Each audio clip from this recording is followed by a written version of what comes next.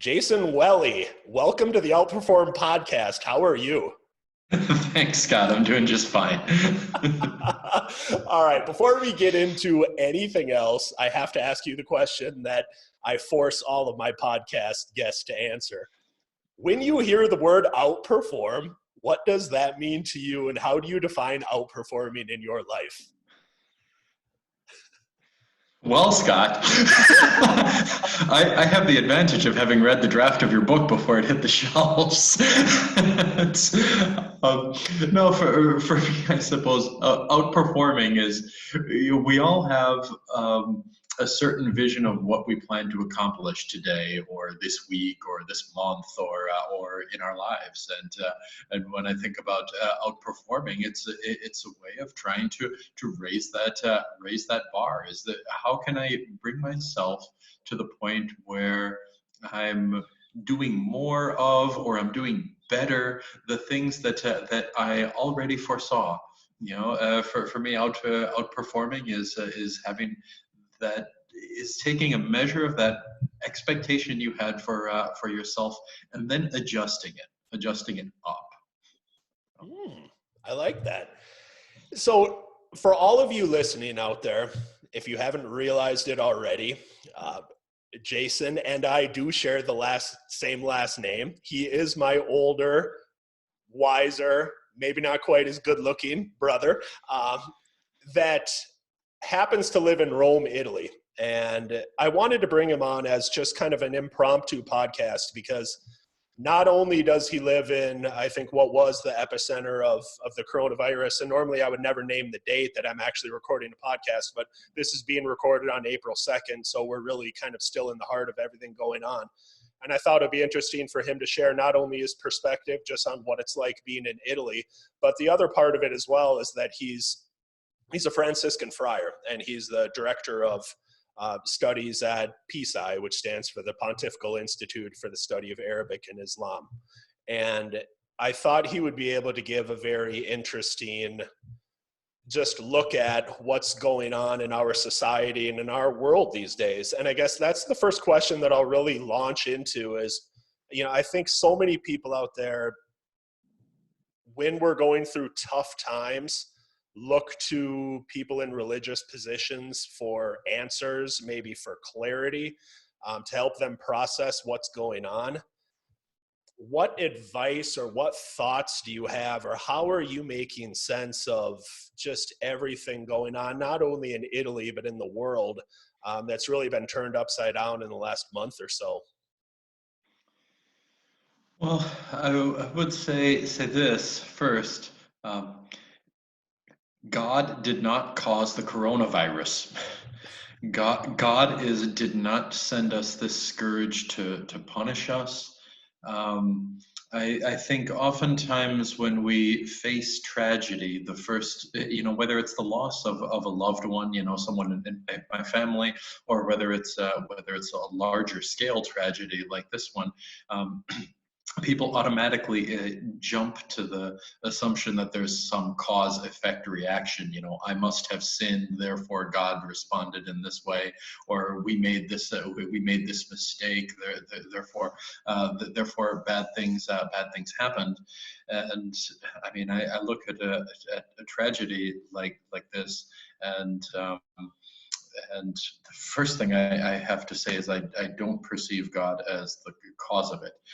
We have to look to the Lord for strength and support and guidance, but not as the cause. So that's the first thing I would say, and I think this is something that Pope Francis really hit when he was speaking in St. Peter's Square last Friday. He said that a lot of people feel like the Lord doesn't care about us anymore. Jesus' disciples looked at him when they were in a boat in a storm, and they said, don't you see that we are perishing? Don't you? Doesn't our suffering matter to you? And my response as a religious person is, yes, our suffering matters a great deal to the Lord. The Lord is with us, accompanying us, walking with us, helping us to deal with it. But He did not foist it upon us.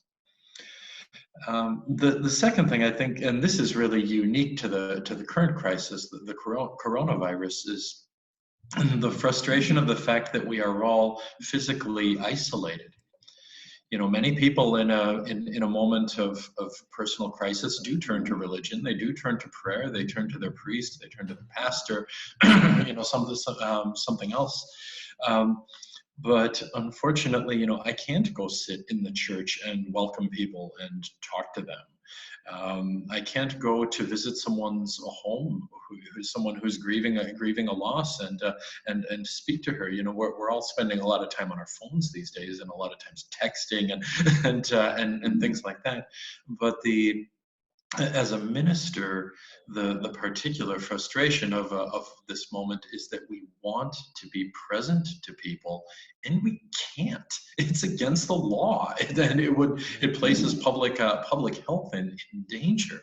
So for me, that's what really doubles the tragedy of the present moment. It's not just the sickness and the loss of life, but it's the distance from each other. And I think faith is something that should lead people to come together. And unfortunately, right now we can't do that in the way that we instinctively want to. So, how have you been dealing, I guess, not only personally, but professionally, so to speak, with that isolation? Because I remember when you told me that was kind of I felt like bombshell, just because it was a couple years ago when I was in Rome. And I almost think that you have to have gone there to appreciate just how many churches are actually in Rome. And I remember you saying to me, all of the churches are going to be closed. And it was just that was before everything really kind of turned upside down here in the US, and that was just unfathomable to me. But how have you been dealing with that isolation, not only professionally with everything being closed and you can't see people, but also personally? How have you dealt with that isolation? Yeah. I can deal with the personal piece first. I mean, as a Franciscan friar, I live in a community with other friars, and it is always our habit to pray together as a community. And normally, our way of life is that we celebrate morning prayer and evening prayer together, as well as Mass every day. So that's 2 prayers plus Mass. Now that we're all unemployed, the church is closed, and we don't have anything to do. We've raised that. We've been praying the entire Divine Office together every day. So that's 5 times a day, plus Mass, plus additional meditation and in common. So I mean, with my friar brothers, since we've been locked up at home, we've been spending at least 2 hours a day in common in prayer together. In addition to whatever each of us does personally, and I have to say that I find that a great source of strength for me, and it gives me perhaps a greater sympathy, a greater compassion for those who don't have a lot of spiritual practice in their life, for those who haven't been given the gift of faith, for those who don't really feel like they know how to pray, or don't feel comfortable with it. That leaves a person with a very different struggle with loneliness and solitude than I have. I feel like my faith has given me a great gift in dealing with this. Professionally, with regard to our ministry, we spend a lot of time texting people in the parish, and I text people all around the world, to find out how you're doing, how you're getting by. In Italy, you can imagine it's easy to watch Mass on television. There are multiple Catholic channels, and since this crisis began, the Pope has been broadcasting his daily Mass on TV every day, which he never used to do before. So people, they have a lot of opportunities to watch Mass or to watch religious services. But the requests we've been getting are people from the parish that say, when are you going to start live streaming the Mass from the parish? And we're inclined, we say to, well, our live stream Mass, it's only 4 priests sitting around the house just by ourselves. It seems like kind of a strange thing to take this small group of people celebrating Mass together. but our parishioners have really wanted to have that connection, not just with the church broadly speaking, but with figures in the church that they know. They want to feel close to people that they know. So we've been trying the best way we can individually to reach out to our people from a physical distance, just to remind them that they are not alone. Well, and I mean, this would have sounded absolutely crazy to probably ask you a month ago, but I think everyone listening to this right now is, we all know at some point the dust is going to settle, but we are all wondering, what is the new normal going to look like in our world? And how's it going to be different from the old normal that we always had? And I think about, okay, the live streaming of masses and things like that. And I even thought about, and I don't know how much you've even considered something like this, but do you ever see a time where there would be like Zoom confessionals or video confessionals? I know that probably sounds so strange, but do you envision perhaps offering something like that ever? Yeah, I don't know. I'll say this. I am not active on social media. I am not a tech guy. I don't really, it's not my shtick, not my bag. And part of the reason is that I generally perceive the relationships formed through some media platforms to be very shallow by comparison with the relationships we can form with people by being in their presence. And then this is why physical presence to someone has always been, in my mind, a fundamental piece of ministry, a pillar of ministry. So if we look forward to a world where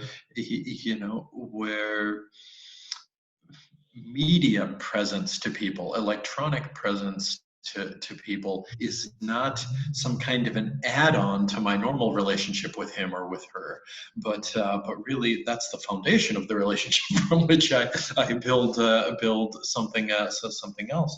I haven't fully started to imagine that yet.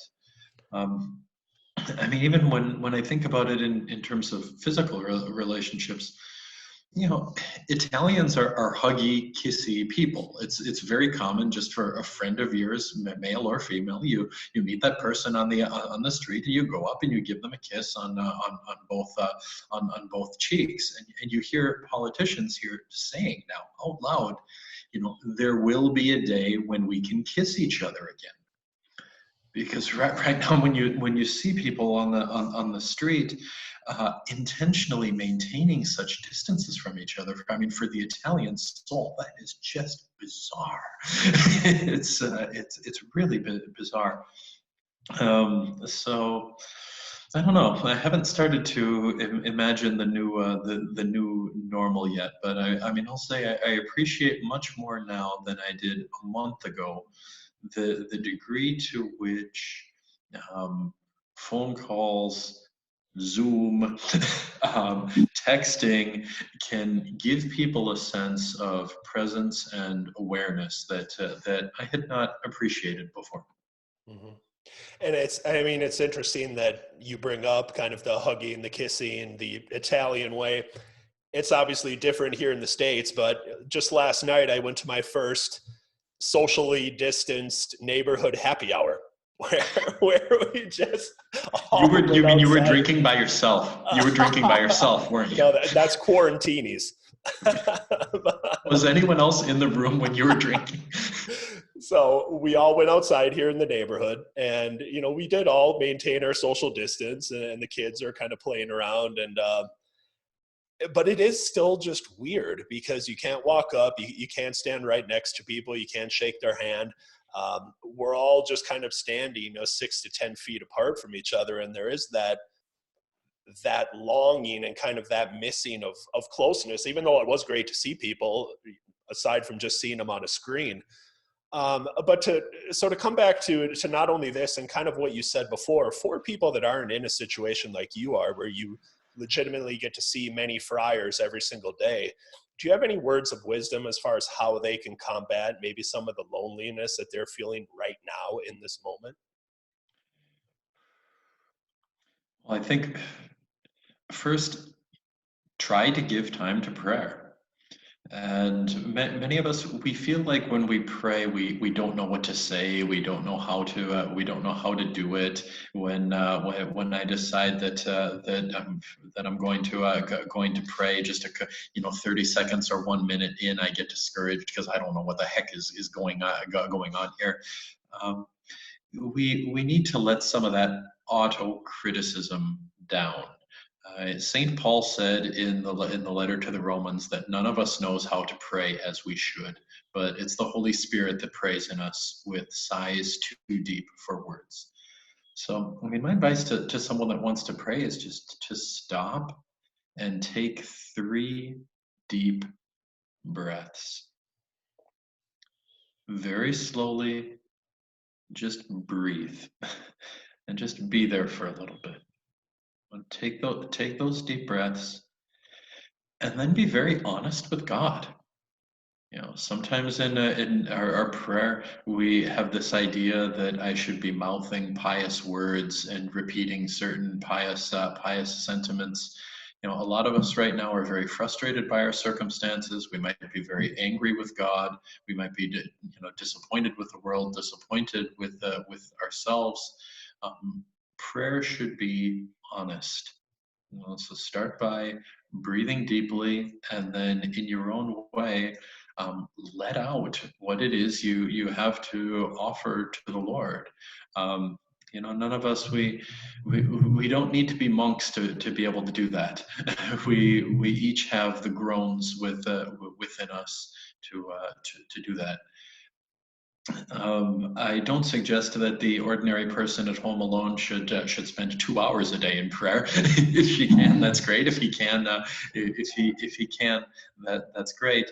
But to give at least some meaningful time to it every day, if you do, then that enables your other activities of the day, binge watching things on Netflix or whatever else that it is you do. It gives those other activities some meaning, that I'm not binging this show just to distract myself because I need something to eat up my waking minutes. No, I'm binging the show because it interests me, I want to watch it, and I'm choosing to do this rather than to pray right now.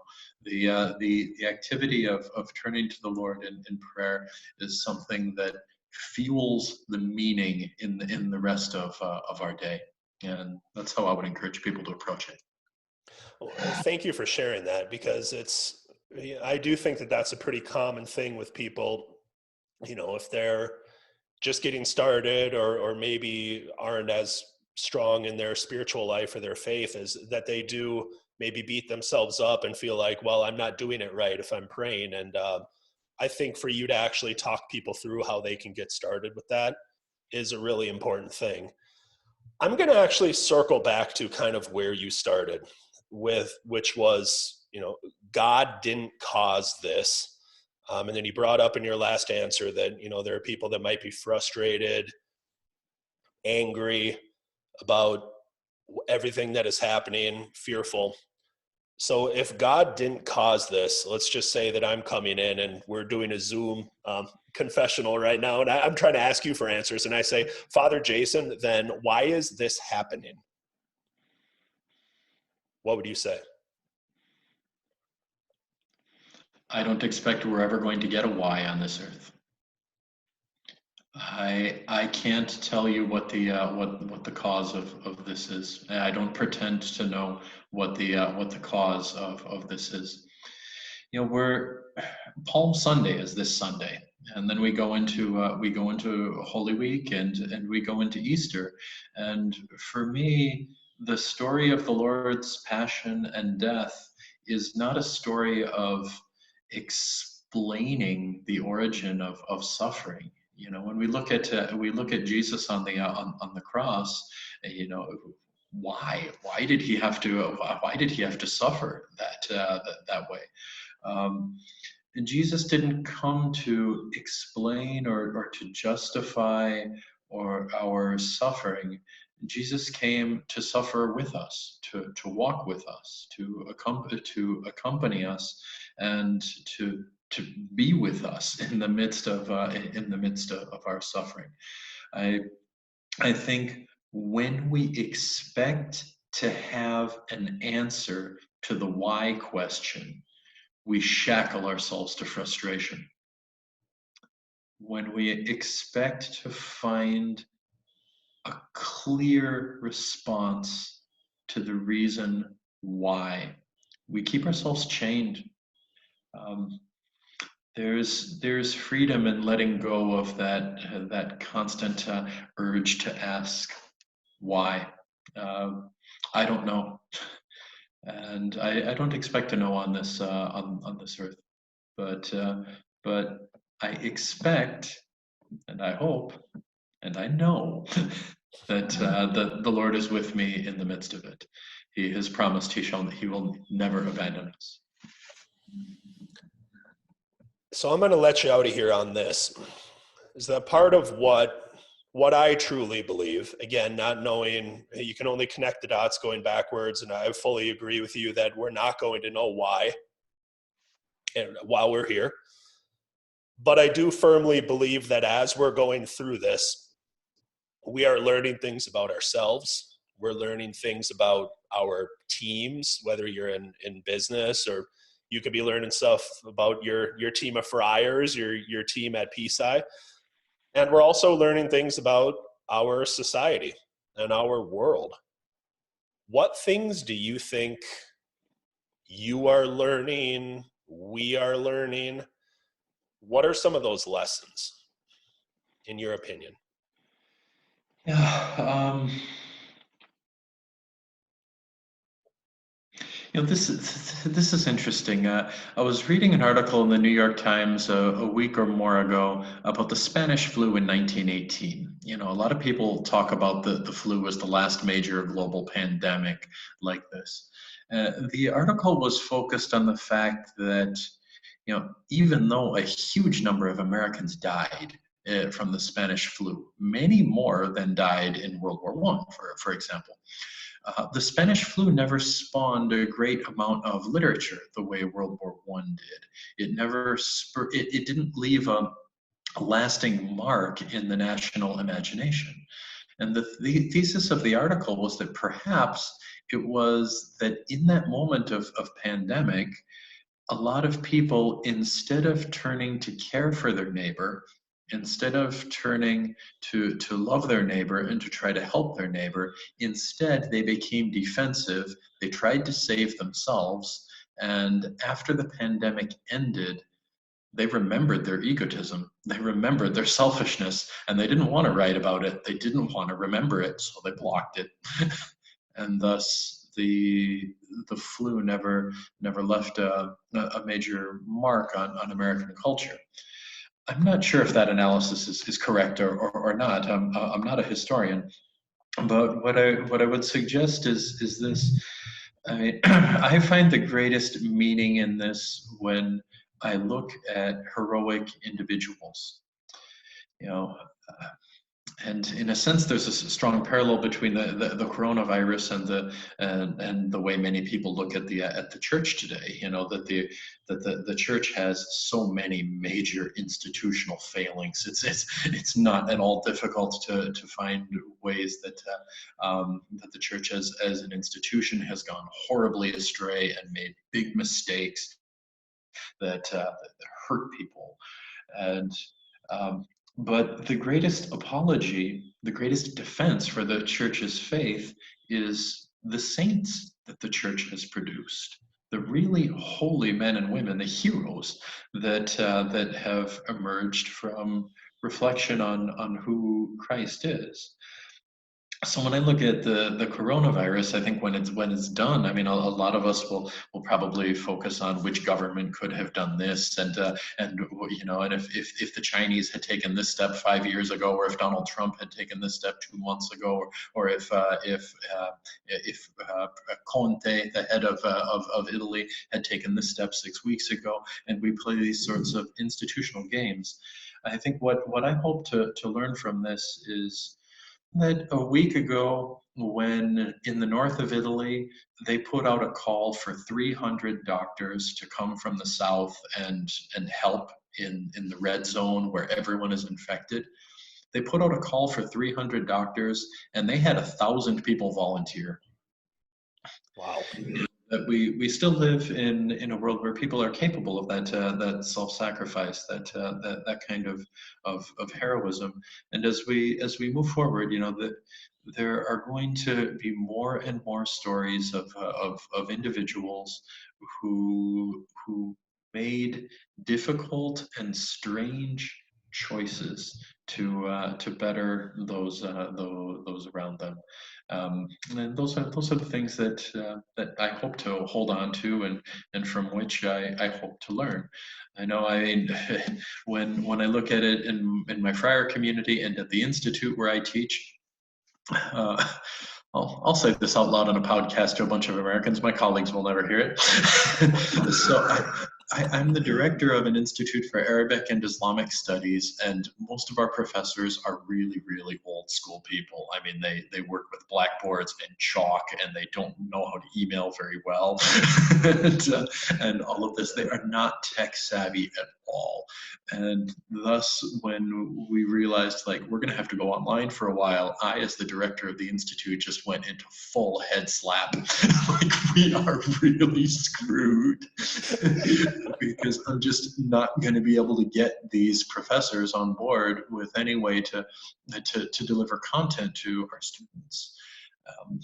And and God love them with the right amount of encouragement. Even some really old professors of Arabic that are working here in their third language in Italian had to figure out how to use Google Meet or figure out how to use Zoom, and they did it. I mean, and we have no platform for that. Like, I'm making this up as I go along, but they outperformed, if I can take your word. And I'm so grateful to God for the response of the people I work with who took a crisis and are making the best out of it. And I mean, all in all, our students are happy, and I think at this point our professors are pretty proud of themselves. And I have similar examples in my friar community too. So there are heroes among us. There certainly are. I think we're seeing a lot of them here in the States too, and specifically around New York. It's very 9/11-ish, where you're just hearing about people really stepping up in times of crisis. And those are the things that I try to consciously pay attention to in the midst of a lot of negative information, quite honestly. Hmm. Any other parting shots or words of wisdom that you would like to leave with the audience? I'll just say this last reflection. I mean, the crisis for me, the physical presence remains the really difficult piece of the of the virus. And I'd like to share one simple thing about Saint Francis, if I could. A turning point in Saint Francis's life was when he embraced the leper.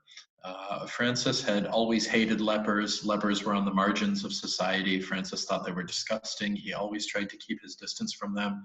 And a point in his conversion was when he made the decision to go up and embrace this leper, to hug him. I mean, to kiss a leper, someone who could have given Francis leprosy.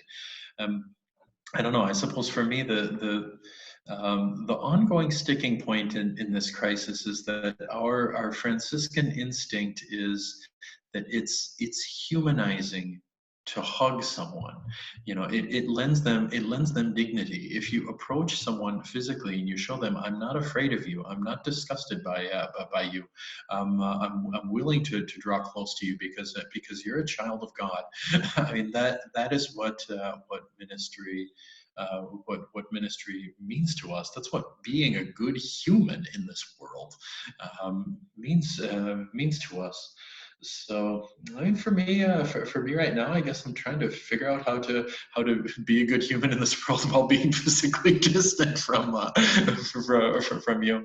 And I pray that Saint Francis will give us each in prayer some good ideas about how to do that. Another great Franciscan, Junipero Serra, always has said his motto, his parting shot, was always "Sempre adelante." Keep going forward. Always go forward. And right now we're moving forward without leaving the house, and with God's help. So, I love it, man. so. Brother, Father, Jason, on behalf of the entire Outperforming audience, we want to thank you very much for your time and for all of your wisdom as we all try to navigate these unprecedented times. Thank you. Thank you. Blessings to you. And in advance, happy Easter. All right. Love you, man. And to Love everybody you out too. there, keep going forward, keep moving forward. This too shall pass. And I just want to wish you the best of health, happiness, high performance. Keep outperforming. Have a great day. Ciao.